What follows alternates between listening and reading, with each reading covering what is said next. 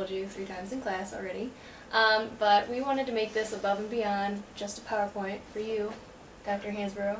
So we have an immigrant here who is now a citizen of the United States, and we just wanted to ask him a couple of questions. So, hi, what's your name? My name is Danny Fabric. Okay, and what is your year and your major? I'm a sophomore. I have a double major in neuroscience and biology. Okay. And we just want to know a little bit about your family. Alright. So my uncle moved here, I think, in 1975. He was 17 years old. He moved to Texas, Florida, and back to Cleveland. And once he received citizenship, which he applied for my mom to come here and become a citizen too. And the process took about 13 years for the paperwork to get approved by the U.S. Department of Immigration, give us a call, and to come to the United States. So on June 21st, my dad was in the hospital having surgery. We get a call at the hospital from my uncle saying that our papers, after 13 years of paperwork, have been approved by the U.S. Immigration Center, and we have to go to Cyprus, which is a island in the Mediterranean, to meet the ambassador of the U.S. and apply or have an interview to get our paperwork to come here.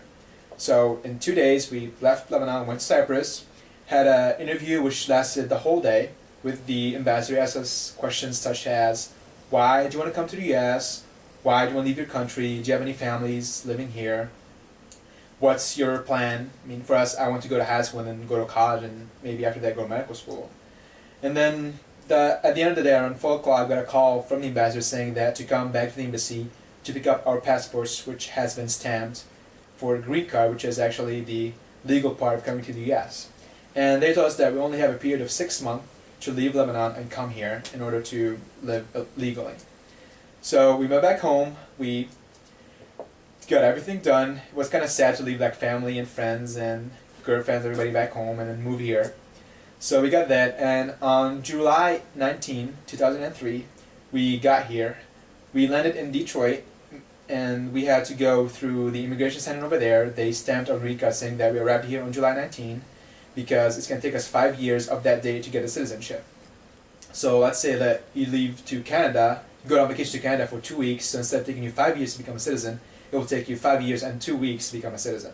So that's how they keep track of you. And the longest you can stay out of the country is 6 months without being penalized or without being rejected to ever step foot in the United States again. So after we came to Cleveland, we went to the Social Security Department. We filed for a Social Security number, which we got 2 weeks later.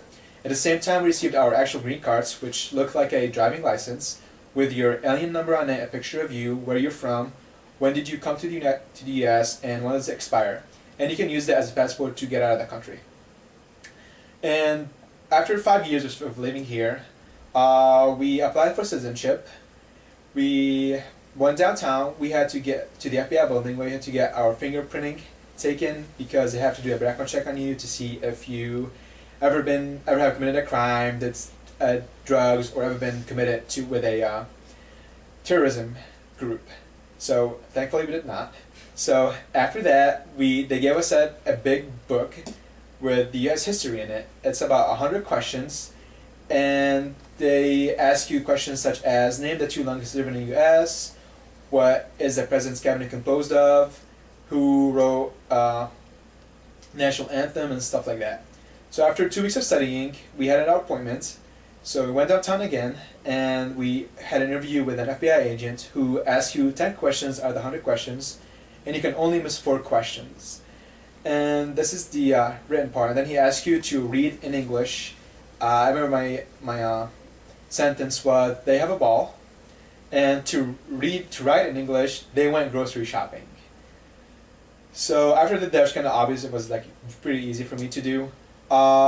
2 weeks later in the mail, we got a letter saying that we have to go downtown again to do the oath of citizenship and to receive our naturalization certificates. So we went there. It was about 3 hours long. The judge came in. We had to stand up, raise our right arm, and say the oath, and then he will call your name, give you the certificate, and you basically became a citizen. And so far, I've been living here for almost 6 years now, and it's been wonderful. Since you've been able to live in Lebanon and kind of remember that time since you were probably 14, you lived there, what do you think of America now? Well, when I first came here, like coming in a plane to America, I thought like, oh my god, America's gonna be what I see in Hollywood movies. You know, like people everywhere, money, hot chicks, whatever we see in Hollywood. But once I got here, I was like, wow, you know, like this is way different than what you see in movies. But then you get acclimated and you just basically live everyday life like everybody is. I mean, I hate snow, even though like back home we have snow, but I hate it. I mean, I couldn't escape from it. But I mean, it's very similar. Same weather, same, like they speak English back home, so it doesn't make a difference for me over here, which I mean, with the accent. But to be honest, I don't like Ohio. But I wish I could move out of here. But as of now, like I'm stuck after to finish BW, then go out to medical school. But as of now, I think the U.S. is a good place to live, even though with the down economy and whatever is happening, better than other places. How do you view illegal immigrants now that you are a legal immigrant and you went through the whole process of waiting 13 years in Lebanon and then?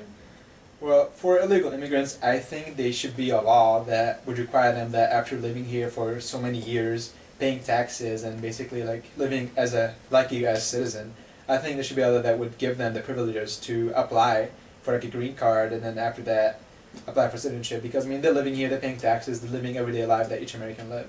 So I don't understand why they're not allowed to like stay here, even though they're illegal, which I mean they could do the paperwork and become legal.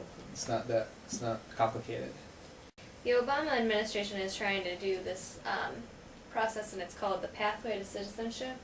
And with that, you have to pay a substantial fine, learn English, have no criminal history, keep a job, pay taxes, and then wait at the end of the line. And what do you think of that process? I think it's very similar to the process I have to go through. I mean, I have to be here, live here for 5 years, pay taxes, don't do any crimes, go to jail. So I think it's a really good first step to help illegal immigrants or help students who came here with like student visa and decided to stay here and go graduate school, medical school over here. So I think it's going to be a big step. But also like the problem is that you have a big line. It took us 13 years to get accepted. So in 13 years a lot can happen. You can get married to an American and you can get your citizenship that way, which is easier, and you start a family at the same time. So. Okay. Well, thank you very much, Dana. Oh, thank you.